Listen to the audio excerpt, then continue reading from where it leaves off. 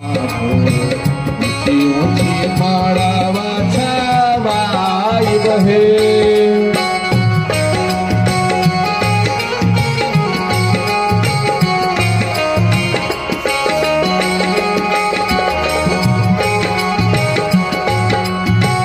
चंदन काठ के पिरोई बनाई चंदन काठ के पिरोई बनाई भाई बहे आहे चंदन काठ के पिरोई बनाई गौरा शंकर के बाई भाई बहे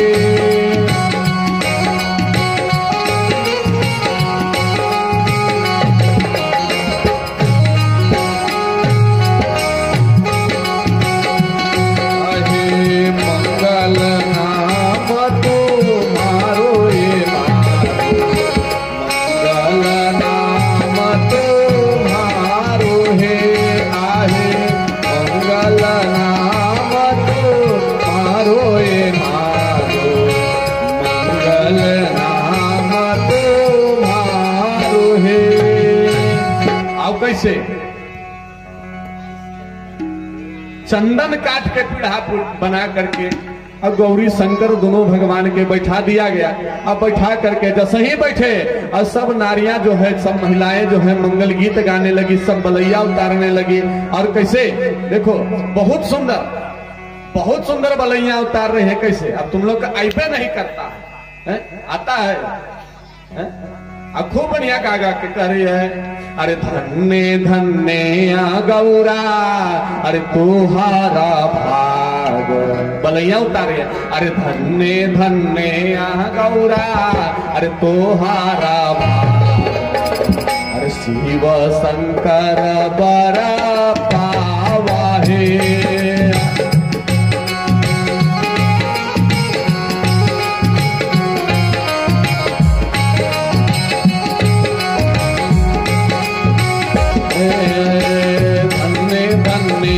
गौरा तोहर भाग शिव शंकर बरा पावा है।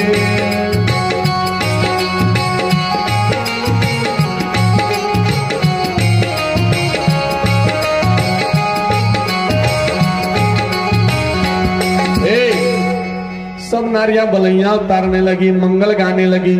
और सुनो भगवान का विवाह प्रारंभ हुआ, गणेश पूजन आदि होने के लिए प्रारंभ हुआ। सुनना, लोगों के मन में संशय होता है शंकर जी के विवाह में गणेश जी का पूजन हुआ था। अब दुनिया कहेगी एक बाबा बताऊं कि शिव जी या पार्वती जी के बेटा थे गणेश जी, तब विवाहवा में कहां ले आ गए है ना? लोग पूछते हैं विवाहवा में फिर गणेश जी कहां से आ गए? सुनना, गणेश नाम नहीं है, गणेश पद है। गणेश नाम नहीं है, गणेश पद है। जैसे विधायक का पद होता है, मुखिया जी का पद होता है, वार्ड सदस्य का पद होता है, उसी तरह से गणेश नाम नहीं है, गणेश पद है। जैसे बाकी विधानसभा के पिछला विधायक कौन थे? हो बिट्टू सिंह है ना। अभी कौन है? शशि भूषण मेहता। तो रास्ता में जब निकलते हैं जब पूर्व में बिट्टू सिंह निकलते होंगे तो गांव के लोग क्या कहते हैं? विधायक जी आए हैं। थोड़े लोग कहते थे कि बिट्टू सिंह आए ना, विधायक जी आए हैं। आज जब शशि भूषण मेहता घूमते तो कहते हैं कि विधायक जी आए हैं। उसी प्रकार से पहले जो शंकर भगवान के विवाह में गणेश जी थे, वो गणेश जी का नाम था कर विराक्ष गणेश। और जो शंकर भगवान और पार्वती जी के पुत्र हुए गणेश जी, वो गणेश जी का नाम हुआ एक दंती गणेश। एक दंती गणेश, गणेश नाम नहीं है, गणेश पद है। भगवान शंकर के विवाह में शंकर जी और गौरा माता गणेश जी का पूजन किए और पूजन के बाद विवाह प्रारंभ हुई। महिलाएं जो बैठी है मंगलाचरण गा रही है। और सुनो, भगवान शंकर से विवाह करने के लिए पार्वती जी जो है ना, मैया पार्वती जी जो है कठिन तपस्या की थी। और वो तपस्या को लेकर के सब मंगलचार गा रही है महिलाएं, नाना प्रकार के मंगल गीत हो रहे हैं। आजो गीत होला, ये बात नहीं है। आज विवाह में गीत होला, लेकिन गीत का जो है ना पूरा का पूरा बोल बदल गया है। महिलाएं ऐसी ऐसी गीत गाती है, अरे बाप रे बाप। एक बार बिहार में हम गए रही शादी में, एक जगह दाल भात सब्जी है खाए के है, ये इतना चकाचक बारात लगा है, चलो भैया भोजन करेंगे। अब भोजन में जसही बैठे जसही बैठे भोजन तो दाल भात पूरा सान ले लिया, कबरवा उठौनी मुहुआ में एक कबर डले रहनी, तबले गीत एगो सुना गए। हम सोची कि चला भैया गीत गावत है तनी एक आध लाइन सुन लेवे के। अब सुनला के बाद हमरा पत्ते नहीं के चलत लील दी कि उगिल दी, ऐसा ऐसा गीत गाने वाले। बुढ़िया माँ एगो गीत गावत रही कैसे, अरे तोहके राम रमैया लूटे, तोहके काली मैया लूटे, आ तोहके डसे कालिया नाग, खवैया सारे मरी जईता। हम सोचली है कि बियाह के गीत गावतारू के श्राद्ध के गीत गावतारू, खवैया सारे मरी जईता, खाई की उगिल दी। ऐसा ऐसा गीत गाने वाले। एक जगह बियाह में, अब जैसा ही महिला लोग है, महिलाओं को समझना चाहिए विवाह में कैसा गीत गाए। अच्छा सही मारो हम बैठे हैं, पंडित जी बियाह करे, पंडित जी के चुरकी हते हते,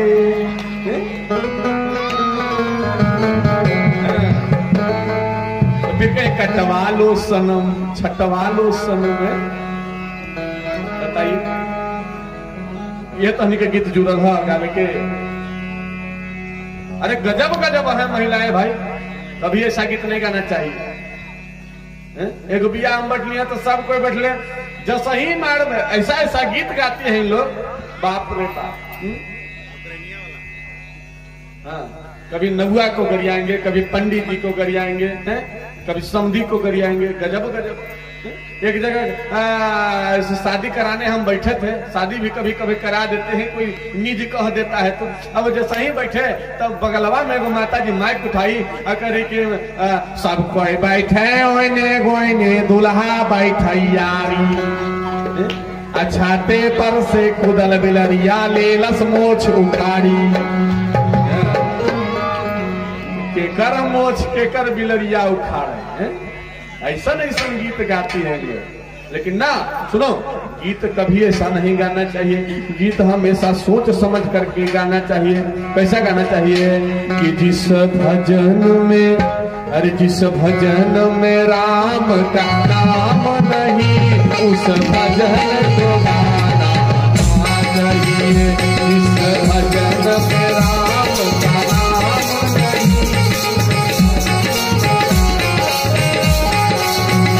जिस भजन में राम का नाम नहीं,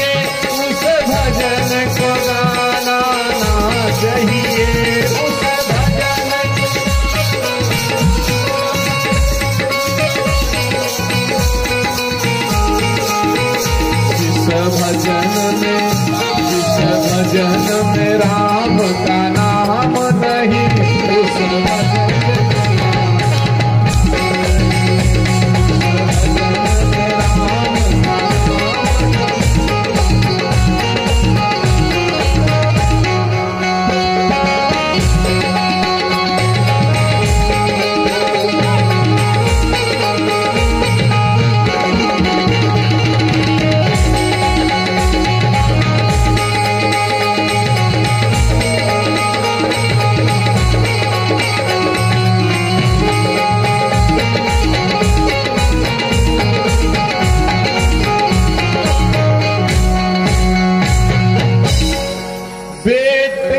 बेटा चाहे कितना प्यारा हो, उसे घर उसे सर पे चढ़ाना ना चाहिए।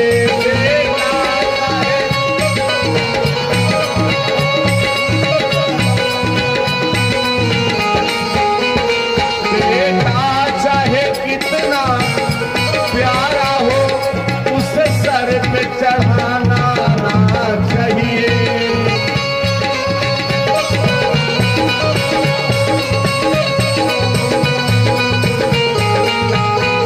बेटी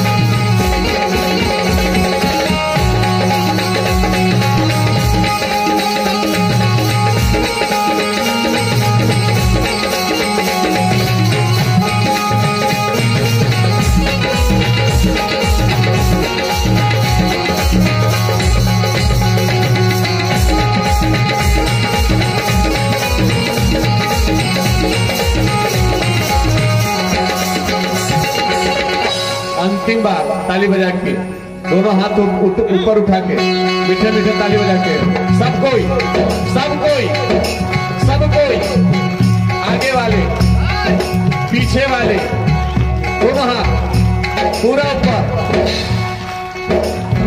माँ बाप के लिए, माँ बाप के लिए, जिनके जिनके माता पिता हैं, जिनको जिनको अपने माता पिता से प्रेम है, सब लोग दोनों हाथ उठाएंगे और प्रेम से सब कोई गाएंगे। जिस माँ ने तुझे को जन्म दिया उसे कभी रुलाना ना चाहिए। जिस माँ ने तुझे को जन्म दिया, जिस माँ ने तुझे को जन्म दिया उसे कभी रुलाना ना चाहिए।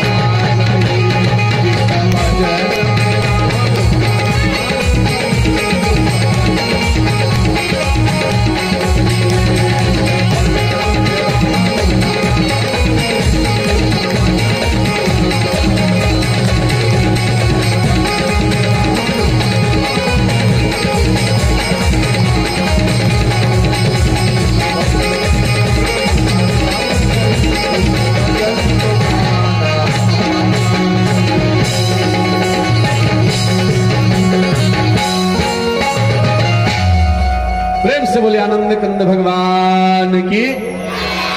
माताओं गौर करना, जिस भजन में भगवान का नाम नहीं आए, राम का नाम नहीं आए, उस भजन को नहीं गाना चाहिए। माता पार्वती और भगवान शंकर का विवाह हुआ। विवाह के बाद होला सिंदूरदान, होला कि ना हो? सबसे पहले होता है कन्यादान, कन्यादान के बाद होला सिंदूरदान। राजा हिमाचल कन्यादान करने जा रहे हैं। कैसे? सब कोई मिल करके गाएंगे। ए माई, अरे जेकर बेटा बेटी के विवाह में देर होता हुई, वो सब कोई मिल के गा लिया। 2023 में कुल बेटा बेटी के विवाह हो जाए।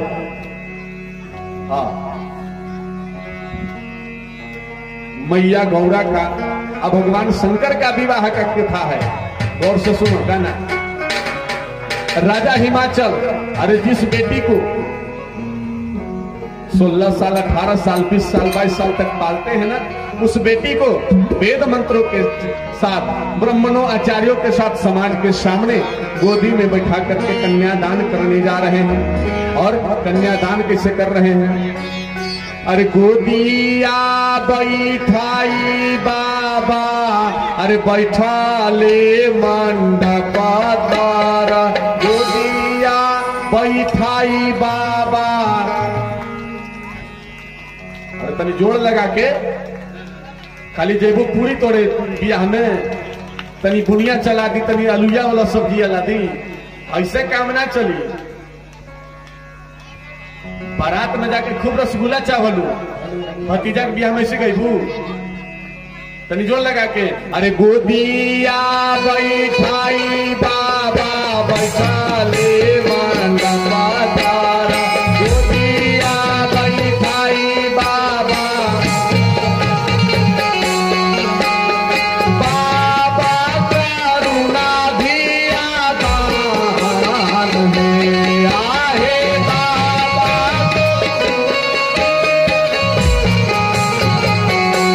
आहे बाबा करुणा धिया दान में आहे।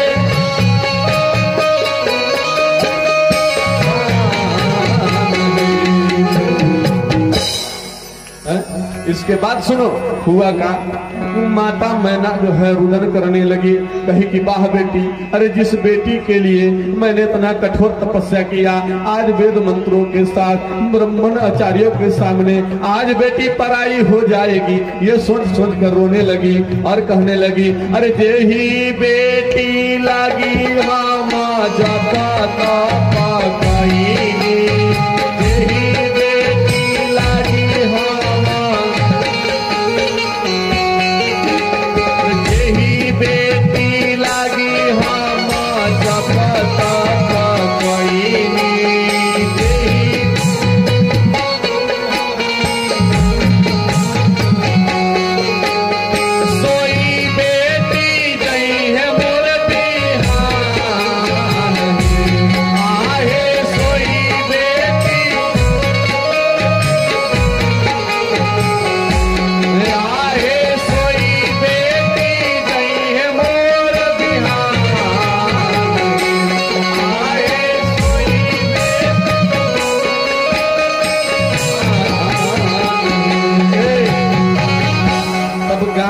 4-5 महिला पहुंची।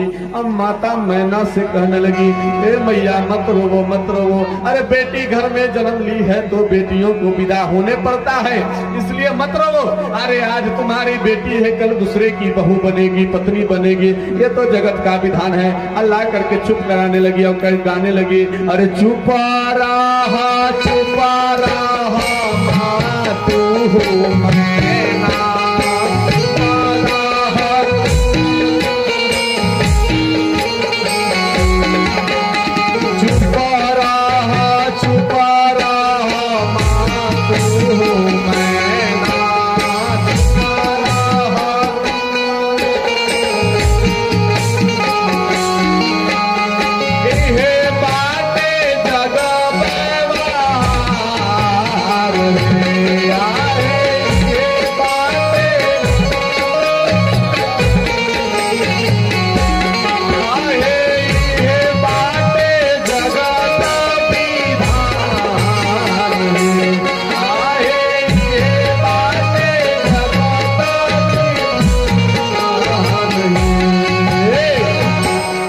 कन्यादान हो गई।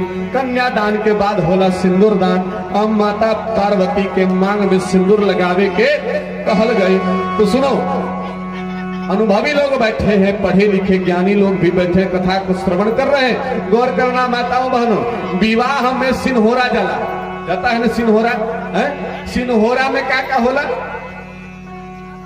सिंदूर के साथ आप का चीज होला, ओकरा में होला सन होता है ना, सन होता है। और वही सनवा से मांग में सिंदूर भरल जाता है। अच्छा एक बात बताओ कि सन काहे जाता है? सन क्यों जाता है? सन के अलावा और कुछ भेजा जा सकता था? ए लड़का,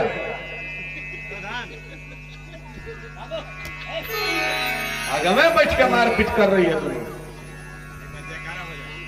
बोल शंकर भगवान की।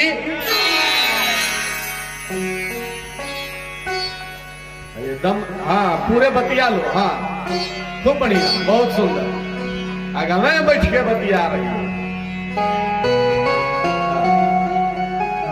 जंग लड़ लो। ऐसे ऐसे आदमी के लिए यहाँ पिकेट बना। कल कहे प्रभारी जी से बात करेंगे कि दोनों को बंद कर दो, कथवे भर दोनों अलग बैठ कर। जब मूड बने ये सब खराब कर दो। कुछ देरी में देख रहे हैं कि नकवा में होकर हुरत है वो। हाँ। सुख शनिचर हम। हाँ, मधु कटब के चाचा चाची।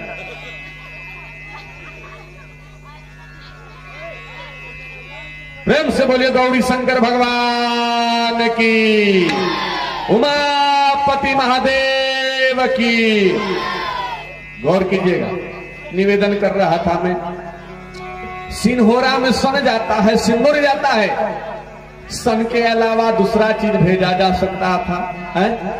मांग में लगाने के लिए सिंदूर भेजा जाता है। सिंदूर क्यों भेजा जाता है? अरे सिंदूर जैसा तो अबीर था, गुलाल था, रोड़ी था, है? हल्दी था। आओ लड़का जाइत आटा ले ले, मंगिया में अटे भर दी, क्या जरूरी है? चना का सतुआ पियो। सिंदूर क्यों भरा जाता है? इतने तो इस तरह के पदार्थ हैं, क्यों भरा जाता है सिंदूर? पहली बात जानना। दूसरी बात कि मंगवे में सिंदूर काहे भरल जाला हो? भर मुंह सिंदूर लेकर के पोत दी मुंह में कोई बिया हो गई ना। मांग में क्यों भरा जाता है? मांग में इसलिए भरा जाता है, गौर करना। सबसे पहला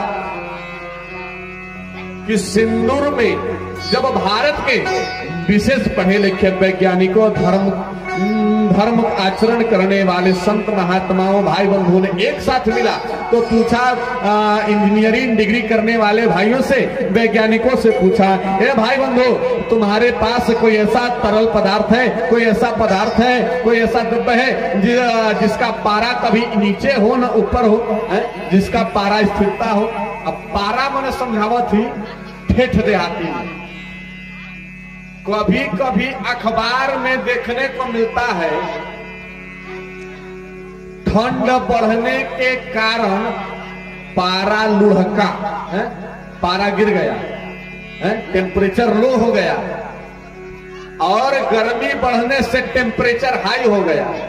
कबो कबो मुड़ियालन आदमी तो कहल ना करबे तो हमारा टेम्परेचर हाई, पूरा मिजाज बना कहल, हाँ पारा तो हमारा गरम मत कर। आदमी कहते हैं ना क्रोध में, पारा गरम ना कर हमारा।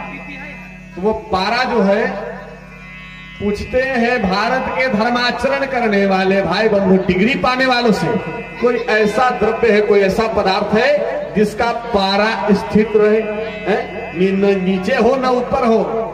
तो लाख प्रकार के जांच करने के बाद डिग्री पाने वाले भाई बंधु ने कहा कि सिंदूर एक ऐसा पदार्थ है जिसका पारा न तो नीचे जाता है न ऊपर हो जाता है, समथिर होता है। यह ले कबो कबो देखो, अब पुरान घर में बुढ़िया में जितना सोना के नाक के नथिया और कान के टॉप और कनवाली होला सब सिंदूरवा में डाल के रखे। क्या हो? इसलिए कि वो जैसा है वैसा ही रहे। तो सिंदूर का पारा अप और डाउन नहीं होता है। इसलिए दूसरा, मांग में क्यों भरते हैं? जानना, ये मांग के पास, ये मस्तिष्क के पास 3 नाड़ियों का संगम होता है, एडा, पिंगला और सुषुम्ना।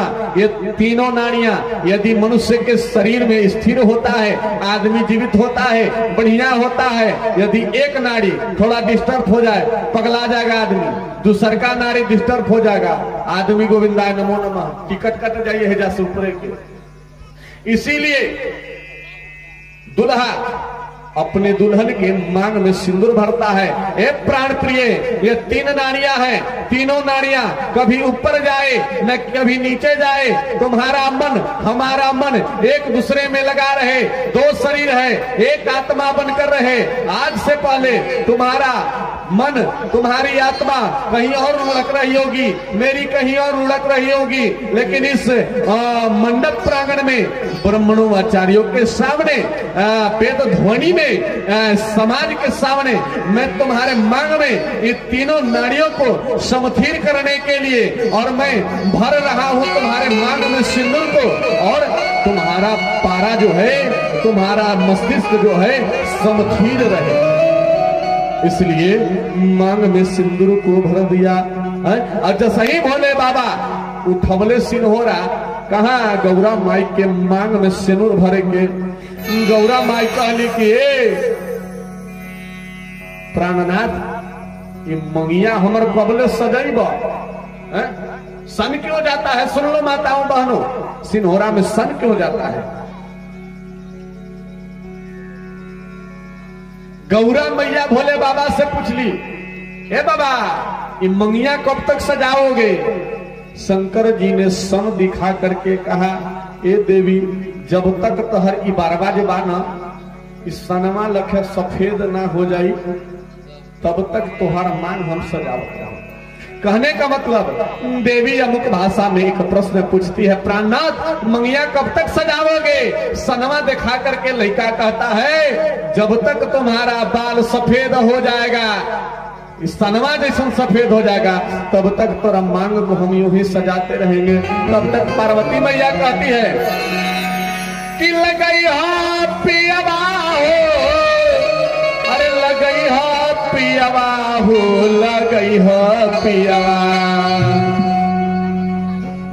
लगई हा पियवा हो, अरे लगई हा पियवा हो, लगई हा पियवा, तय करके से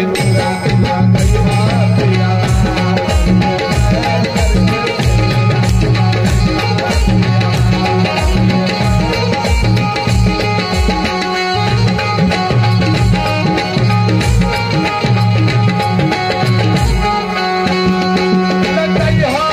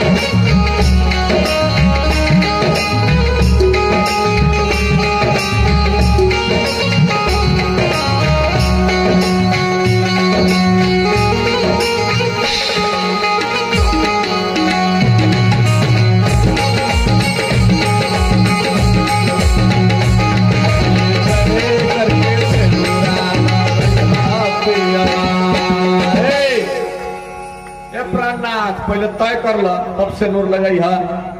आज जो सही सिन्होरा लेके शिव जी बढ़ले तब ले नाउन कहले दुल्हे राजा और सही मांग में सिंदूर भर देवा। नौनिया कहले इसी मांग में सिंदूर भर देवा। शिव जी कहले तब कैसे भरी। नौनिया कहले कि कुल बियाह हो गए हमनी के नेक दस्तूर होला, अरे पैसा से दे। शिव जी कहले धत पगली तेरा पहले न बचावे के चाहिए, पहले बताई तू है।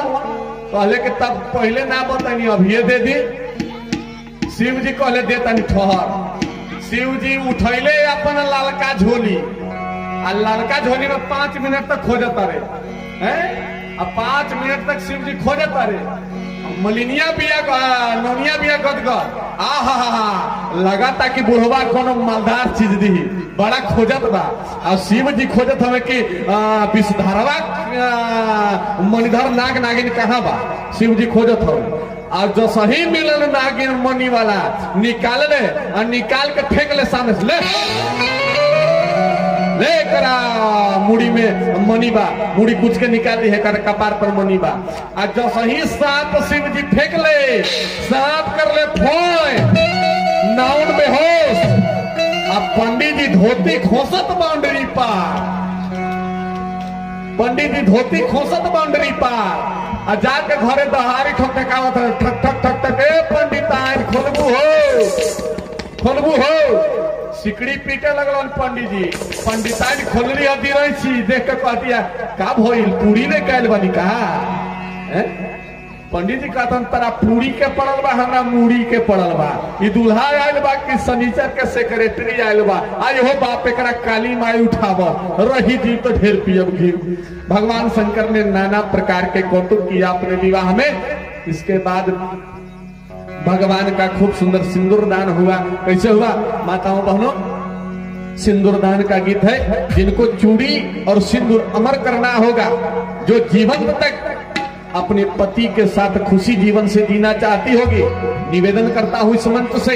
ये कोई साधारण सी मंच नहीं होती। सामने ठाकुर जी बैठे हैं, भगवान कन्हैया जी बैठे हैं, इनके सामने में बोल रहा हूं। भगवान शंकर और गौरी मैया की कथा में 2 लाइन हमारे साथ मिल करके गा लेना, मिल करके गुनगुना लेना। तुम्हारा चूड़ी और सिंदूर अमर हो जाएगा, तुम्हारा सुहाग अमर हो जाएगा।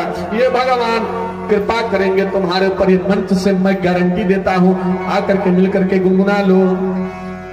महिलाएं गा रही है। अरे कवानी नागारा के से नूरिया से नूरा बेचे आई लहे। अरे कवानी नागारा के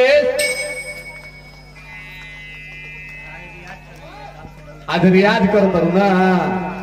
हाँ आज सीखत और कल गयू। हाँ कल आज रियाज होत बा, कल से सब गई है आज सीखत। अरे कवानी नागारा के से नूरिया से नूरा बेचे आई लगे। कवानी नागारा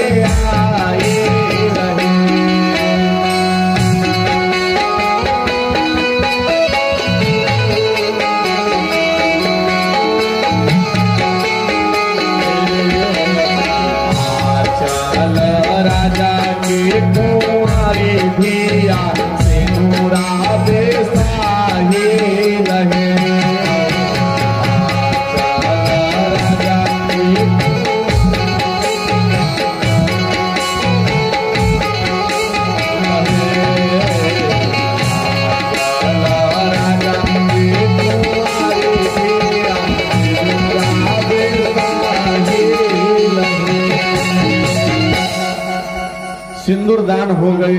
सिंदूर दान के बाद होता है विदाई। और सुनो,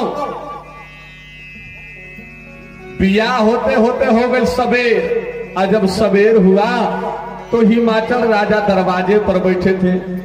शंकर भगवान गए कहे कि ससुर जी अब विदाई कर दीजिए, अब हम मेरा विदाई कर दीजिए।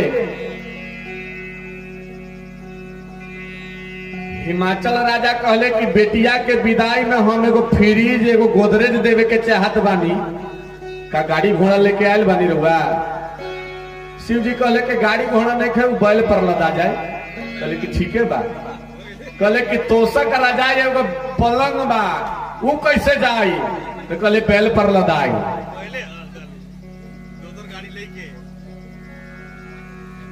कहले कि बासन बर्तन सब कुछ बा, कैसे लदाई, कैसे जाए? कहली बैल पर जाए। कहले कि दूल्हे राजा हम अपन बेटिया खातिर रुपया पैसा सोना चांदी सब देवे के चाहत बानी, वो कैसे जाए? शिव जी कहले बैल पर। कहले कि एक बात बताई कि हमार बेटिया कहाँ बैठी, कैसे जाई? उन गाड़ी घोड़ा बा? कहले ना, खाली बैले बा। कहले ओकरे पर बैठ जाई।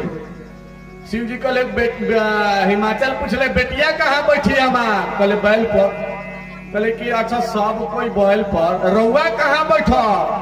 कहले बैल पर। हिमाचल राजा कहले तब बैले ना बैठ जाओ, सब कोई जब बैले पर बैठो तो बैले ना बैठ जाओ। लेकिन गौर कीजिएगा, वो बैल साधारण सा नहीं है। बैल के जो चारों पैर है ना, वो यह यज्ञ है, जप है, तप है और दान है। और सुनो, इस कली काल में यज्ञ कराना कोई साधारण सी बात नहीं है। यज्ञ कराना बड़ा ही दुर्लभ हो गया। कई लोग कई गांव मिलते हैं तब जाकर के एक यज्ञ हो पाता है। व्यक्ति अकेले कोई यज्ञ नहीं करा सकता। बड़ा यज्ञ में खर्चा आता है, साउंड लाइट टेंट है, पंडा बुलाइए बनारस से है, हरिद्वार से बुलाइए, कथा कराइए, गीत गवाइए, यज्ञ करवाइए, आहुति दिलवाइए, वेदी बनाइए, पूजा करे। बड़ा लंबा होता है यज्ञ करना, बड़ा मुश्किल सा होता है यज्ञ करना। जप करना, करवा जप है। आजकल के आदमी माला लेकर के जसही जप माली में डाल करके बैठेंगे, राम राम राम में हारू आजे के पार पर ऊपर चिल्लाए गैस के सिलेंडर खत्म हो गए भैया, राम राम तो तोरा बल फटबा जा लेके आव। अब बेचारा उठैले साइकिल चल गए गेठा बाजार, लेस्लीगंज में जा मिलेला जाए गोदाम में। तब करोगे तपस्या, 1 घंटा भूखे रहोगे, आधा घंटा में तुम्हें हारू के कपार पर चढ़ के नाचे लगवा। बनलो रे हैं, बनल क्या करोगे? तपस्या होगा नहीं।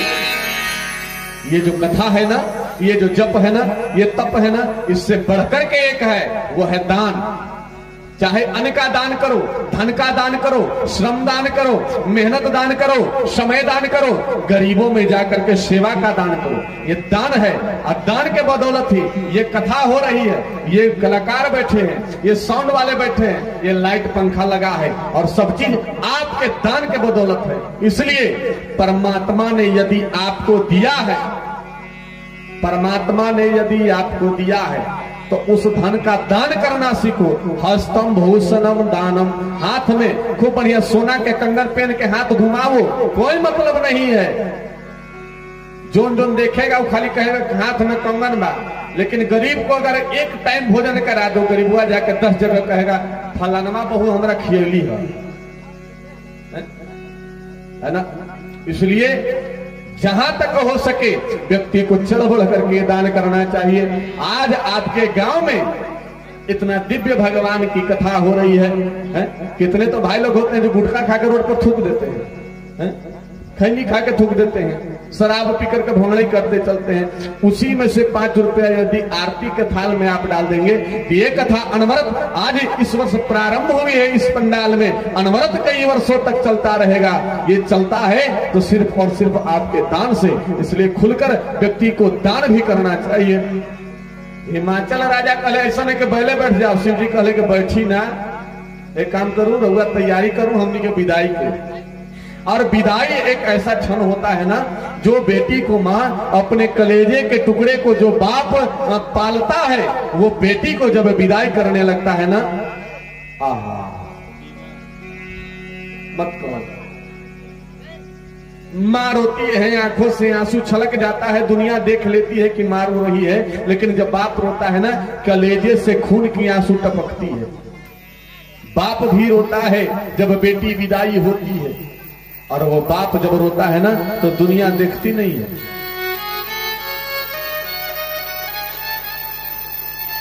लेकिन आज के जो लोग हैं, आज के समाज वाले लोग बेटियों को दहेज के लिए मार देते हैं, दहेज के लिए, रुपया के लिए। कभी सोचते नहीं है कि क्या हो रहा है, नहीं हो रहा है, क्या करना चाहिए। अरे बेटी 18 साल 20 साल 22 साल दूसरे घर में रह करके आपके घर में आज आई है, और वो बेटी अपना तन मन धन ऐश्वर्य सब आपके जीवन के लिए सौंप देती है, और वो बेटी को सासू तो कभी उसका पति, उसका देवर, उसका ससुर, जेठ, गोतनी आदि उसको मारने का षड्यंत्र रच देते हैं, आग लगा देते हैं, कुआं में धकेल देते हैं। कितना बड़ा दोषी है। और जानते हो महिलाओं, बेटियों का घर जो है ना, नारी का घर बिगाड़ने के लिए कोई पुरुष नहीं होता है, नारी ही नारी का घर बिगाड़ती है। ये सरसराहट कहां से आ रहा भैया? कहां से सरसराहट?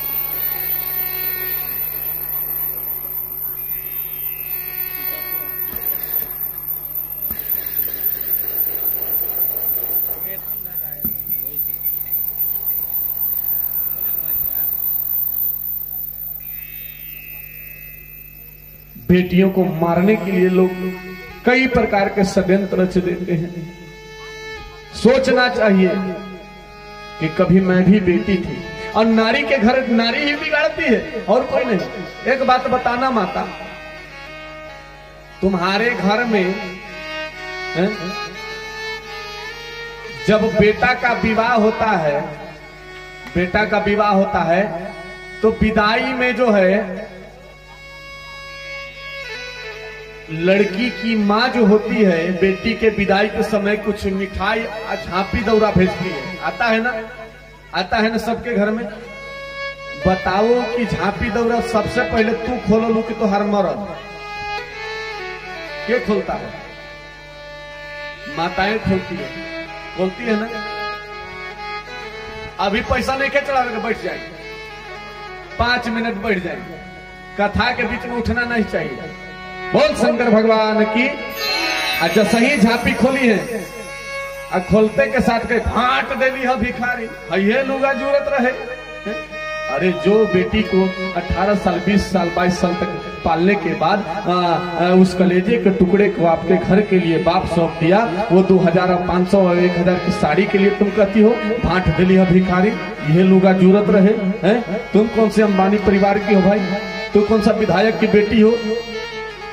तुम जब आई थी तो कितना बढ़िया साड़ी लेकर के आई थी, तुमको मालूम? दूसरे में नकल निकालती हो, दूसरे में दोष देखती हो। ये नहीं करना चाहिए। और माँ जो है ना, विदाई के समय बेटियों को संदेश देती है। हर एक बेटी को देना चाहिए, हर एक माँ संदेश दे। क्या संदेश दे? आज मैया संदेश दे रही है, माता मैना पार्वती जी को संदेश दे रही है। क्या?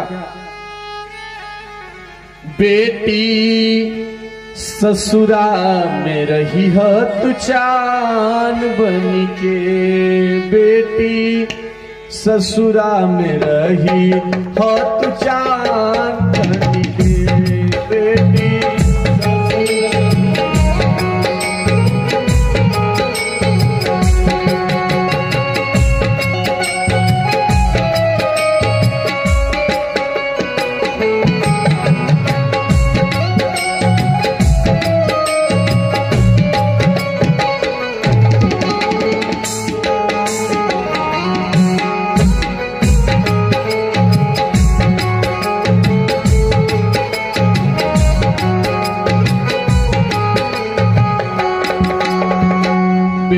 संदेश देना चाहिए। कैसे? अरे सास ससुर के तो चरण दबई, सास ससुर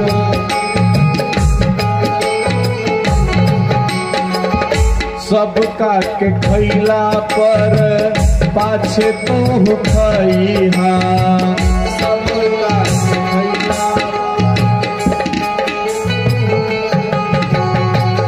सास ससुर के तू चरण दबई, सबका के खैला पर पाछे तू खई।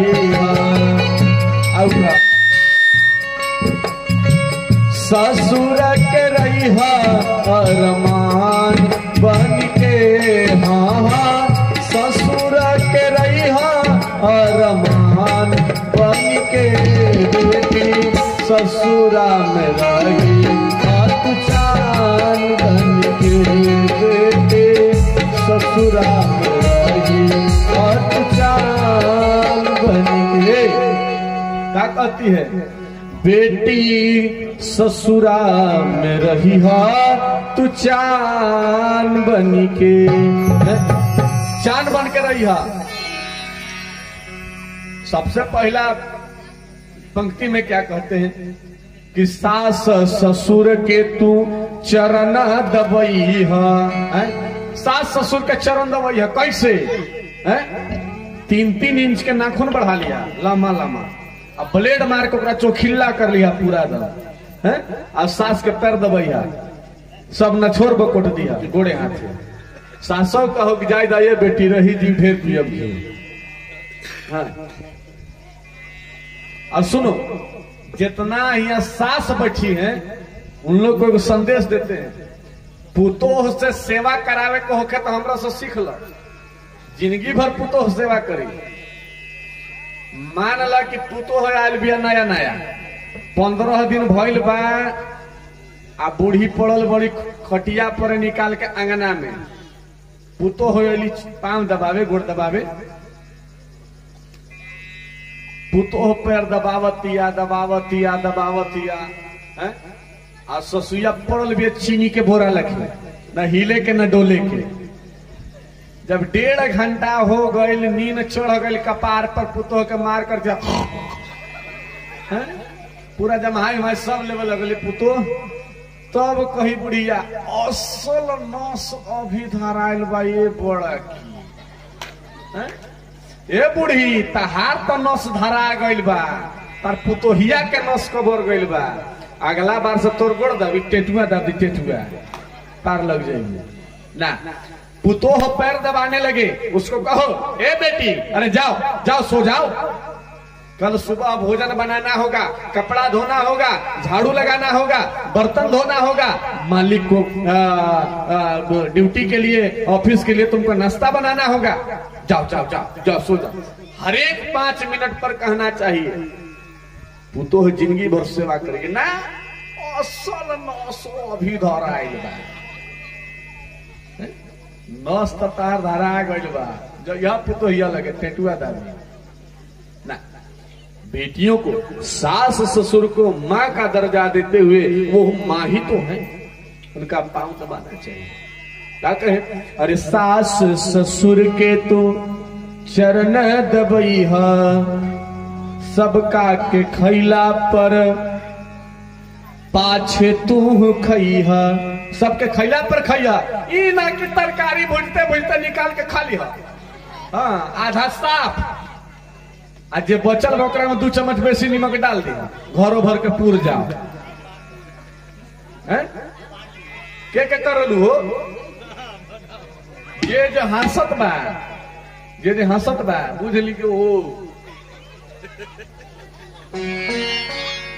ना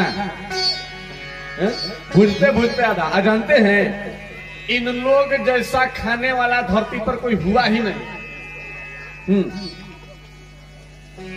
सुबेरे बेरा यदि घर के मालिक के 9 बजे जाना है बोहरा, 9 बजे काम करने जाना है, 8:45 बजे 8:50 8:55 56 मिनट हो जाएगा, 4-5 मिनट 9 बजे लगल है, बचल है, उस समय कहेंगे अरे तनी रुकी रुकी दे, तनी पकता रोटियां दे तनी। हाँ, आज 4 गो रोटी गरम गरम एकदम पूरा अभी निकलले बा। अब इतना लहरत गरम सब्जी कि पता नहीं केकरा में छुई के उंगली जड़ जाए, वैसा दे दिए के लिए खाली।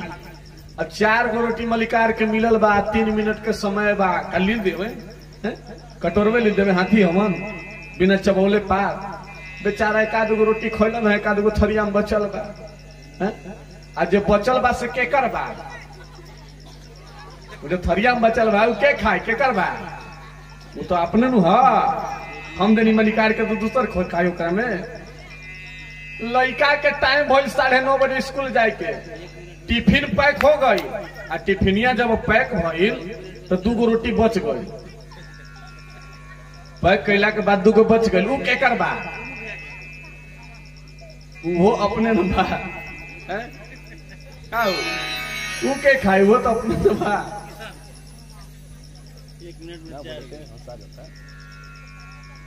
अब अपन सुबह दोपहरिया शाम 3-3 किलो तो बांध ले बा, ओकरा में के काटे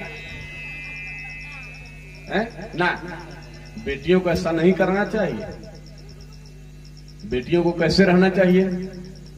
अरे सास ससुर के तू चरण दबैहा, चरण दबाना है सास ससुर के। अरे सबका के खैला पर अरे पाछे तू खैहा, सब कोई खा लेना तब बेटी तुम खाना। ससुर के रहा अरमान बन के, ससुर का अरमान बन के रहना। अब बेटी ससुरा में रही हाथ चांद बन के, बेटी ससुरा में रही।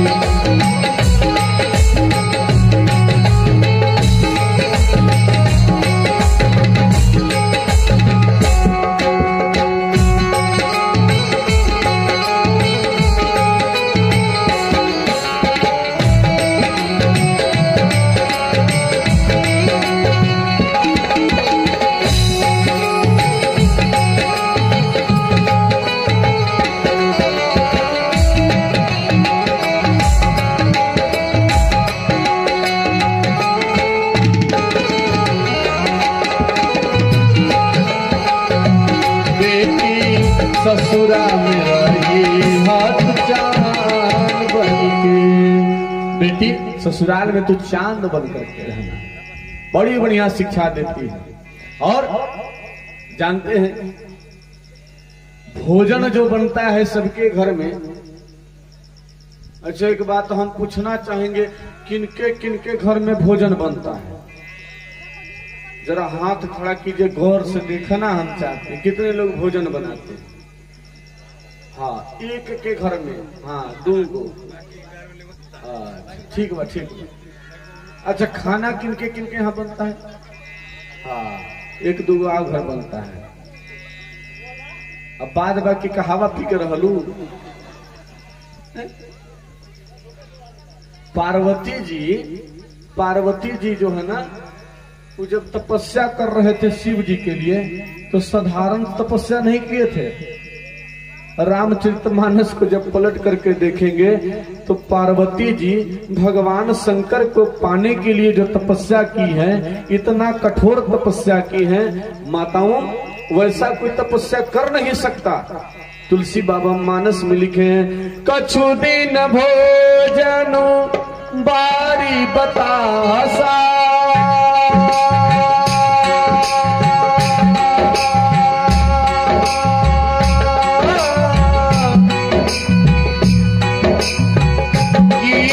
कठिन कछु दिन उपवासा, राम सिया राम,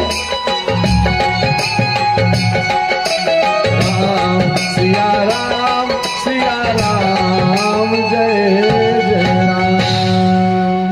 पार्वती इतना कठिन तपस्या की है कि कछु दिन भोजन बारी बतासा, बिना भोजन पानी कर रही है। यह कथवा एक दिन सुनावत रही कि जानते हैं पार्वती जी कैसे तपस्या की थी शिव जी के पाने के लिए? तो ये कही है कि कछु दिन भोजन बारी बतासा। देखो आदमी लड़का खड़ा हो और कहता जान गए नहीं बाबा, जान गए नहीं कैसे पार्वती तपस्या कैले रही। उनके कैसे तो बारी मने होला पानी या बतासा मने बतासा, बतासा खा के पानी पियत रहिए तपस्या करत रहिए कि वाह तोरा लेखे कालिदास के नाती रहन तो खूब बढ़िया है। लेकिन एहजा के मेहारू के बतासा नहीं खे निमन लगा, जिलेबी कौनो मेला लागी है एने ओने ना। जब मलिकार के घरवा के दोहरिया पर पहुंचे निकले के बहरी आ चारवा के कोरवा पकड़ी है, अब 5 बेरा आगे के अब 5 बेरा पीछे के घुमा के कहीं ए जी मेला जाता नी, बाजार जाता नी, हाँ पाव भर जिलेबी ले लेना आए। आ जिलेबी खाए वाला एक से एक बार हंटरगंज से हम आवत रही, बालू माथ में एगो खूब सुंदर ठेला लग रहे आ ठेलवा पर एगो इतना मोट माता जी जिलेबी खात रही ठेलवा पर आ जिलेबी खात रही कैसे सब कोई केहू केहू के नकिया छेदाला दाहिना, केहू के छेदाला बाया, अब केहू छेदावे बिचवा में, अब बिचवा में छेदा केहू का कहल जाला ओकरा बुला की लोला, हाँ वह पहनले रही, बड़े सा के लोला पहनले रही इतना बात। हाँ ओकरा देखे के दूरे से कहनी माता जी प्रणाम, आई धोती कुर्ता में रही, वो बुढ़िया माई कहली कि काहे ला बाबाजी हो के पंडित ब्राह्मण हो के दोष लगावतानी, काहे के हमारा प्रणाम कर। ए माता जी रउआ के नहीं प्रणाम करई, हम ब्रह्मा जी के धन्यवाद देवे थी ना करुआ जबर दिले हन भगवान। अतना बड़का लोला थामले बड़ू आ जिलेबिया कैसे खात रही, बाया हाथवा से लोलवा उठा के, लोलवा तनी बढ़ रहे मुंहवा ढकाल रहे तो बाया हाथ ले उठा के लोलवा आ जिलेबिया ऐसे पार्सल करत रही जैसे चिट्ठी डाले जाला डाक खाना में, एक से एक है। अब यहाँ तो कुछ लोग खरीबे नहीं करते हैं। हम पूछे कि भोजन कितने के घर में बनता है, जरा हाथ खड़ा कीजिए तो। हाँ बस 2 आदमी, और खाना हाँ मैंने 2-4 आदमी, अब बात बाकी नहीं हवा पी के रहते हैं। दरअसल बात ऐसा है ना कि मेरे पास एक उपाय है, मेरे पास एक उपाय है भोजन बनाने के बारे में बताने के लिए, क्योंकि भोजन जो होता है वो भजन गा करके बनाया जाता है। जो भगवान का भजन गा करके बनाया जाए उसको भोजन कहते हैं। और भोजन जिसके घर में बनता है, भगवान का भजन गा करके जिसके घर में बनता है, उसको खाने से व्यक्ति का मन वाणी चित्त सब बदल जाता है, उसके अंदर एक अच्छा प्रवृत्ति जागृत हो जाता है, आदमी का विचार बहुत अच्छा होने लगता है। और खाना का मतलब जानते हैं, खाना मने क्या होता है ना, बता रहे हैं। मान लीजिए कि घर के आदमी आते हैं 6 बजे शाम में, अब कहिए 2 घंटा लेट हो गया 8 बजे आ रहे हैं, अपने तो अला ना 2 क्राव लेके आ गए, अब मेहरारू दिया सूतल है, जो सही मालिक आए कहते ए उठ रे हमार तनी 2 यार आयल बड़न तनी खनवा बना दे है? अब मेहरारू उठली है भन बनाए तब भन बनाए कहते अपने तो अलन 2 के आओ मरे के लिए आयल बड़न, और रोते रोते गुस्सा में बड़बड़ाते बड़बड़ाते बना दे, आधा कांचा आधा पकल रोटी पका दी, अब पकौला के बाद ले जाकर रख दी, खैबा त खा और नहीं खैबा त ना, ओकरे कहल जाला खा चाहे ना, ओकरा कहल जाला खाना। आ जेकरा अगर भजन गा के बनावल जाला ओकरा कहल जाला भोजन। अब बनला के बाद ओकरा में एगो तुलसी के पत्ता डाल करके अब भगवान के भोग लगा दिया जाए तो हो जाता है प्रसाद। ईमानदारी से बताइएगा किनके किनके यहाँ भोजन बनता है? वाह, भजन गा के बनावल हमरो मालूम बा। हाँ हाँ, ये सब कौन भजन सुनी है हमरा सब मालूम बा। हाँ, जब सही बिहान भई फलनवा के बियाहवा में कौना गीत गवात रहे, चिलनवा के बियाह के कौन गीत हो, कुल यह सब सुनिए माताओं। इसलिए सबके घर में खूब बढ़िया से निमन से भोजन बनाना चाहिए और भोजन का बहुत बड़ा महत्व होता है। प्रेम से बोलिए राजा रामचंद्र की। दूसरी बात, एक बात और मैं जानना चाहूंगा इस ग्राम वासियों से, इन माताओं बहनों से, एक बात बताइए, किनके किनके घर में शराब पान बीड़ी का सेवन होता है? किनके किनके घर में? जरा हाथ खड़ा कीजिए। हाँ, एक घर में एक बहन हाथ उठाइए, इनके घर में शराब का सेवन होता है और बाकी लोग के घर में नहीं होता है। अरे बाप रे बाप, ये तो गांव अयोध्या हो गया महाराज, ये तो वृंदावन हो गया मेरा। ये आए मारो वृंदावन धाम हो गया ये। यहाँ पर तो कोई शराब पीने वाला है नहीं। अरे महाराज, पियत ना है कोई है? कोई ना पियत है घर में, कोई नहीं पीता है। ठीक है, इस दरअसल बात है कि मेरे पास एक उपाय है। मान लीजिए किसी के घर में कोई शराब पीता हो, और शराब पीता हो व्यक्ति, हम जो उपाय बता रहे हैं बिना बताए उपाय को कर दोगे, बिना बताए उपाय को कर दोगे, 15 दिन 1 महीना होते हैं तो शराब छूट जाएगा। शराब छूट जाएगा, गारंटी है छूट जाएगा। बिना बताए उपाय कर दो, छूट जाएगा शराब। जानना चाहते हैं आप लोग? कितना लोग हैं कि जानना चाहते हैं उपाय को? और 3-4 आदमी है। रूम में मिलिएगा, वहां स्कूल पर रहते हैं, वहीं पर सुबह मिलिएगा, बता देंगे। और मान लीजिए कि ढेर जनसंख्या रहेगा तो हम बता देंगे, और नहीं रहेगा तो 2-4 के चक्कर में कल कथवा भरेंगे, बता देंगे वहां पर। कितने लोग जानना चाहते हैं? हाँ, सब कोई नहीं, हाथ खड़ा हम देखे के चाह रहे हैं, तब ना हमको मालूम चलेगा कितने लोग जानना चाहते हैं। प्रेम से बोलिए राजा रामचंद्र की। कितने लोग जानना चाहते हैं? हाथ खड़ा कीजिए। तो अभी भी जनसंख्या कम है। हाँ भैया, देख लीजिए, अभी इन लोग वृंदावन धाम के लोग बन रहे थे। हाँ, हमारा पास कोई उपाय नहीं है। हम देखना चाह रहे थे केकरा केकरा घर दारू पीते हैं। हाँ, अभी तो हाथवे खड़े करे में ला जात रहू, हमारा पास कोनो उपाय नहीं है।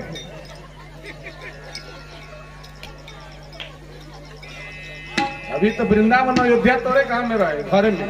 बाप रे बाप, इतना झूठ, कथा में बैठ के इतना झूठ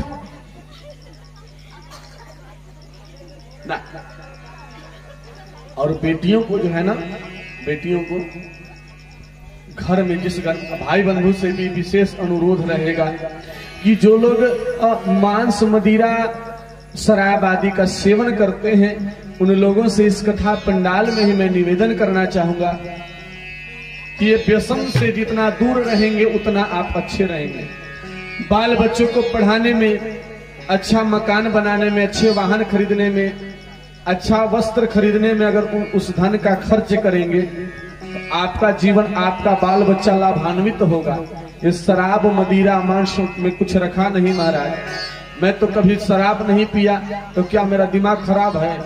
मैं तो मांस नहीं खाया तो क्या मैं कमजोर हूं? नहीं, मतलब मांस मदिरा शराब आदि का व्यक्ति को सेवन नहीं करना चाहिए। और बेटियां जिस घर में होती है, चाहे तो नरक बना दे चाहे तो स्वर्ग बना दे, बेटियां पर निर्भर करती है। इसलिए बेटियों को घर को स्वर्ग बनाना चाहिए। कैसे बनाना चाहिए? सुबह उठ करके भजन गाते हुए पूजन करना चाहिए। कैसे?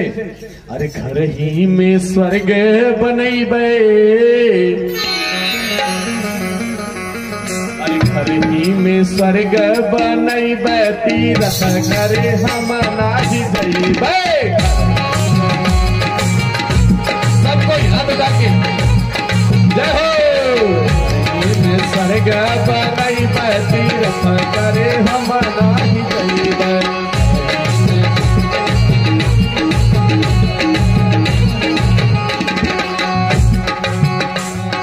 हम नाही जइबे हो, हम नाही जइबे।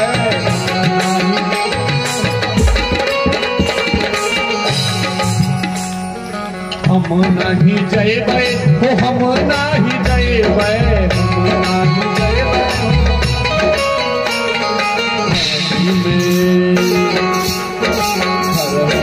स्वर्ग बनैबे, तीरथ करे हम नाही जइबे।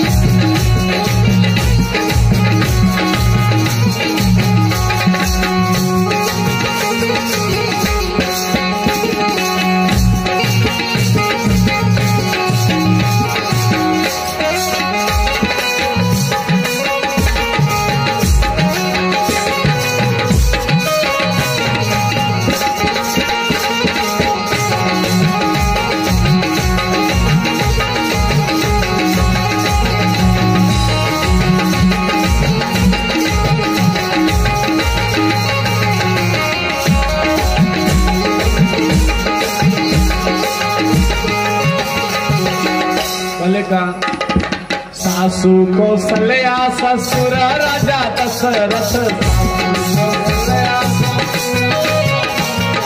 सासू कौशल्या ससुर राजा दशरथ सैया के विष्णु बनाई धरती करे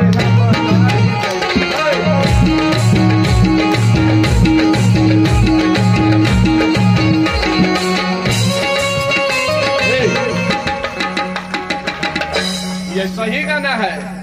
कतना लोग उल्टी का बोला, उल्टी नहीं गाना है, ऐसी गाना है। सासू को सलया ससुर राजा दशरथ सैया के विष्णु बनैबे तीर्थ करे हम नाही जइबे। यह गाना है। अब एक जगह कथा कहे गई है तो भोरे को मेहरारू गुनगुनात रही जहां रहत रही ओकर बगलवा में से सासू के झोटा ससुर जी के सोटा सासू के झोटा ससुर जी के सोटा सैया पर बेलना चलैबे सैया पर बेलना चलैबे बाजार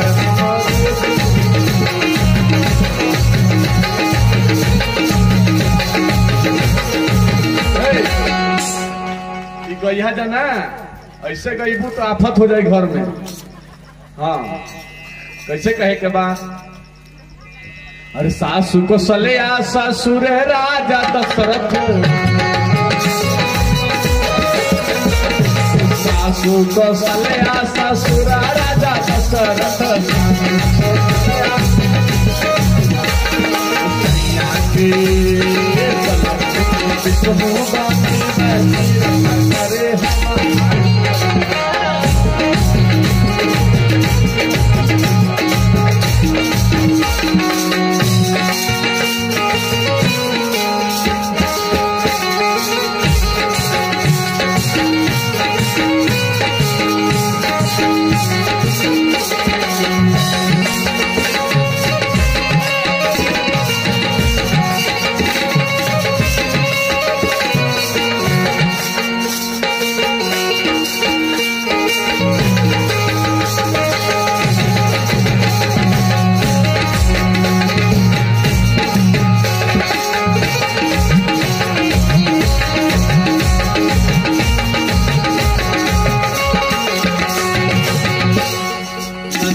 के देवी जेठानी के दुर्गा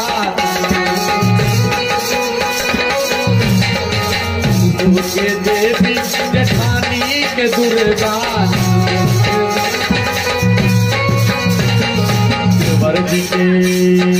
देवर जी के लक्ष्मण बनाई तीरथ करे हम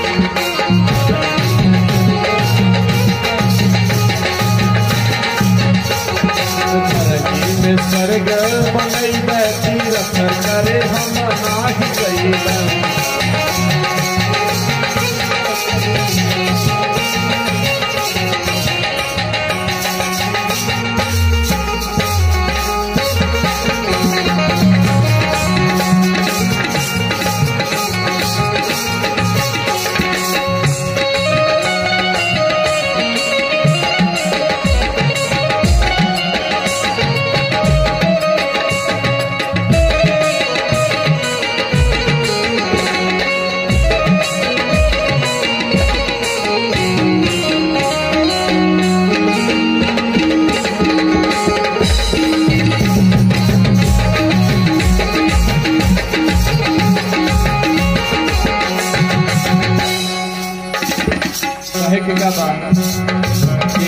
के शंकर जेठानी के गौरा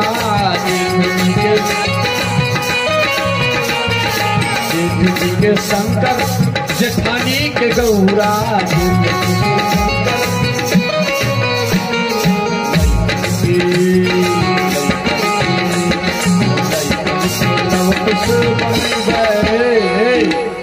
खुदे हम सीता बनी जइबे।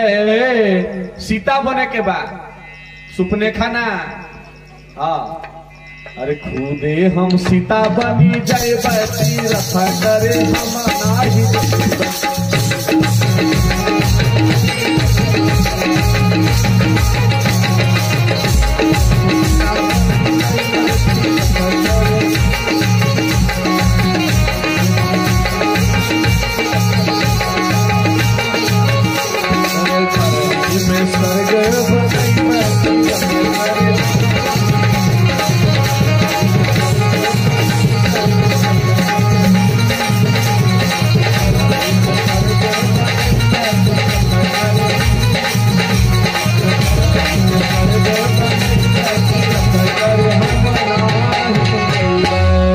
प्रेम से बोलिए राजा रामचंद्र की, आनंद कंद भगवान की। बहुत प्रकार से माता मैना पार्वती जी को संदेश देती है कि बेटी ऐसा करना, ऐसा करना, ऐसा करना। अब माता जी का विदाई हो रहा है। माताओं गौर से सुनिएगा, विदाई एक ऐसा पल होता है जो मां के आंखों से आंसू ला देता है। और वो विदाई का पल माता पार्वती के साथ भी आज प्रारंभ हुआ। कल मैंने निवेदन किया था कथा मंच से, माताओं बेटी का विदाई खाली हाथ से नहीं करना चाहिए। इस कथा मंच पर जो भाई बंधु माता बहन से 1 रुपया, 2 रुपया, 5 रुपया, 10 रुपया अक्षत फूल ही बने अवश्य लाकर चढ़ाना, अपने जीवन को धन्य करना। आइए मीठा मीठा ताली बजा करके माता की विदाई की गीत हम सब गाते हुए आज की कथा का विश्राम यही करेंगे। महाराज जी आरती की तैयारी कर ली जाए। श्री नंदू जी साथ ही साथ यदि कोई भी पूजा कमेटी के सदस्यगण होंगे तो आरती आदि की तैयारी कर ले।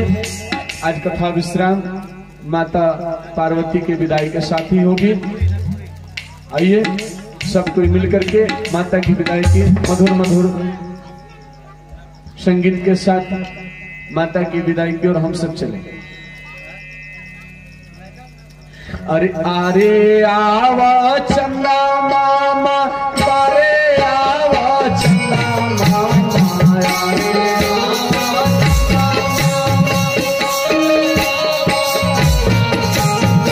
अरे आवा चंदा मामा, अरे आवा चंदा मामा,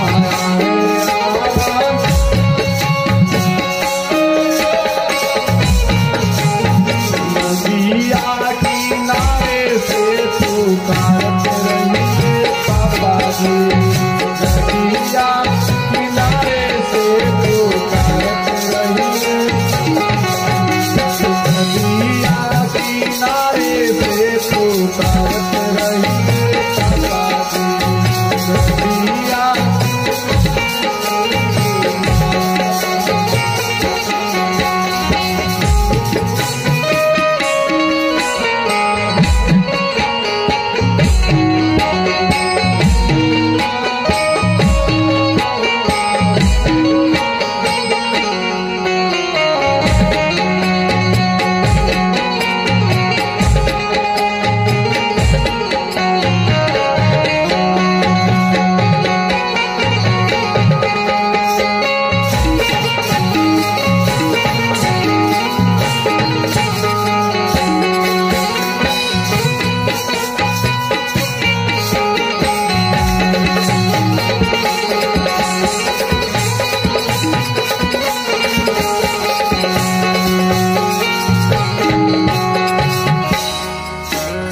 जिनको विदाई में कुछ भेंट चढ़ाना हो वो धीरे धीरे आ सकते हैं।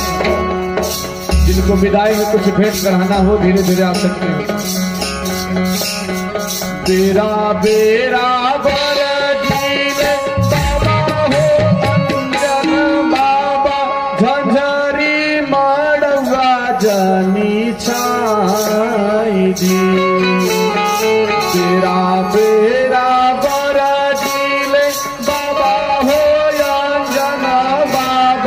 झंझरी मड़वा जनी छाई, झंझरी मड़वा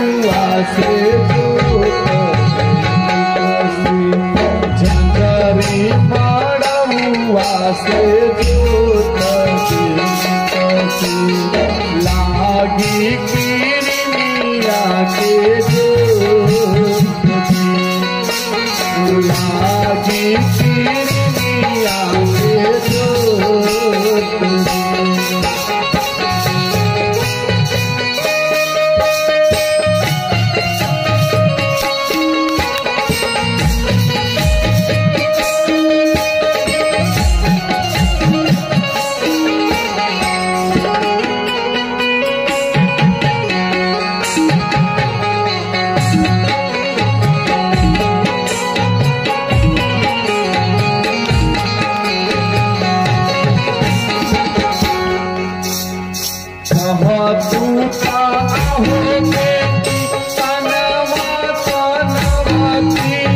रखती सूरज से छुपाई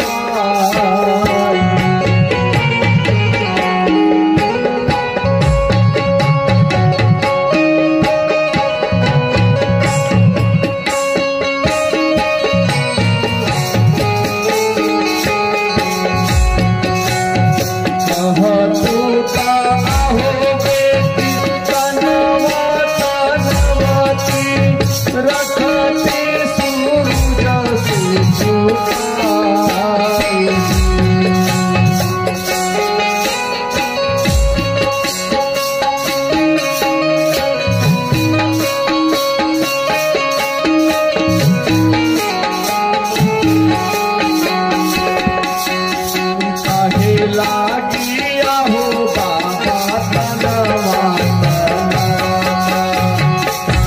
लागी रखत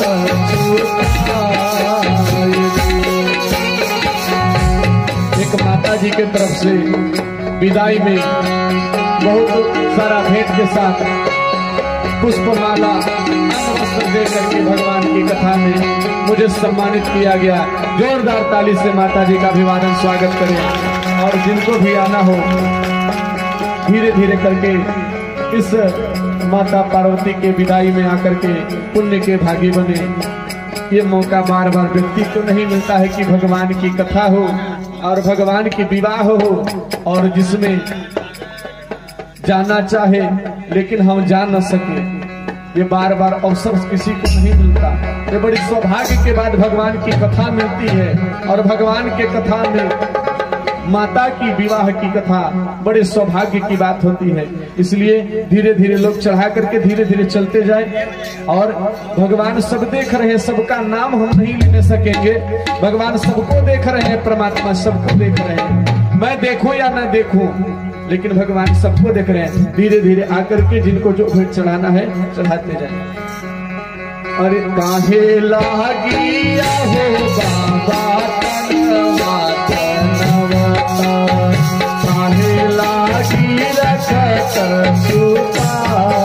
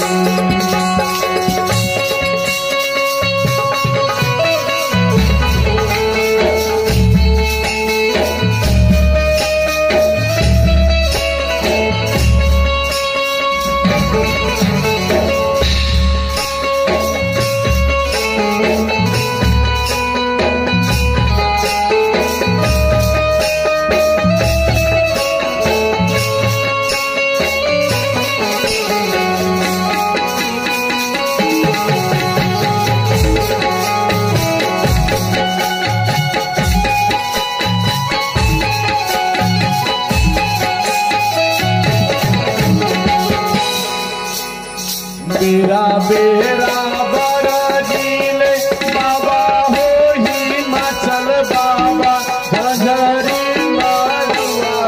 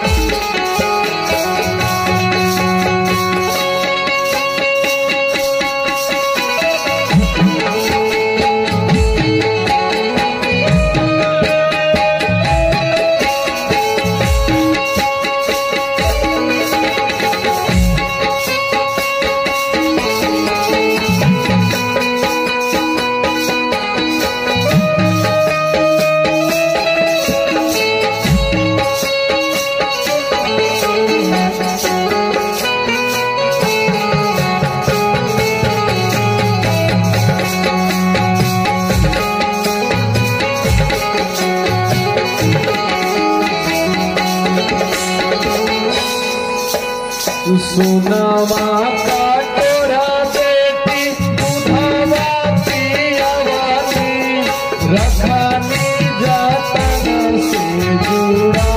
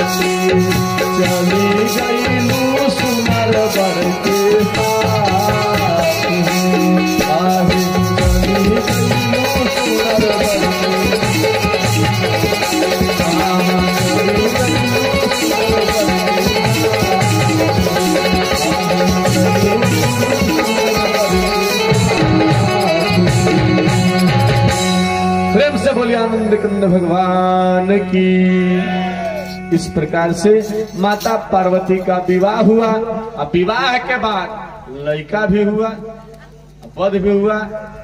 इसकी कथा हम कल श्रवण कराएंगे आप सबको। इससे पहले आरती हो, एक बार सभी लोग खड़े हो जाएं और झूम करके मीठा मीठा ताली बजा करके। कल देखत रही कुछ लोग लजात रहन फिरके में, लेकिन आज लजाए के नहीं खे।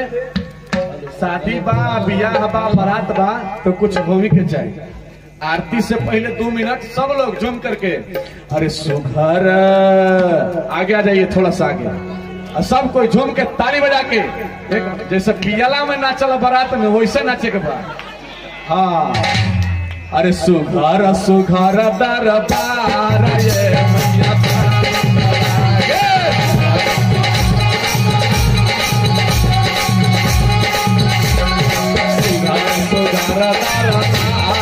मैया बड़ा निकला,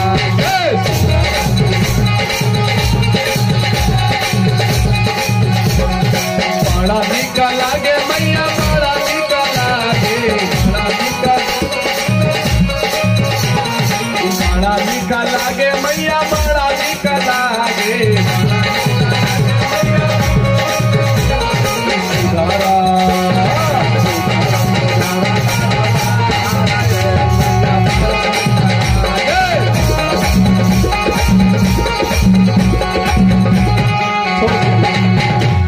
छोड़ दीजिए भैया, मजा नहीं आ रहा है। सही बात है ना, आनंद लग रहा है। एक बार झूम के थिरका के पैर हो, ऐसे काहे उदास में नाचत रहा, ऐसे ऐसे खाली करके तनी झूम के, तनी झूम के। हाँ, तनी गोड़ हिले हाथ हिले ऐसे जे करबा ऐसे कथा में जाइबा तो कह दिन जियाबा। आदमी के ससुराल में ले जाए के चाहिए कथा में ना। तोहनी के ले जाए के चाहिए कहाँ अपन अपन ससुराल में। ससुर हो कि भगवान से कमन लाग कथा में कमन लाग। आनंद आ रहा है सबको जोर से ताली बजा करके बोल दुर्गा महारानी की।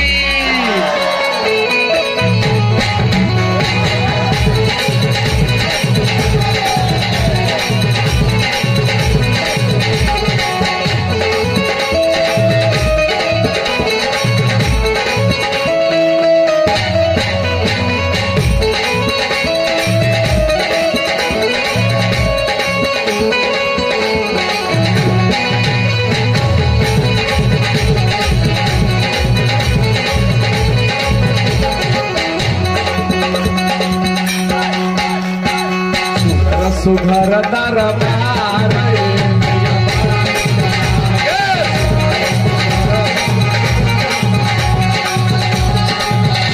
निकला गे भैया बड़ा निकला गे बड़ा निकला गे भैया बड़ा निकला गे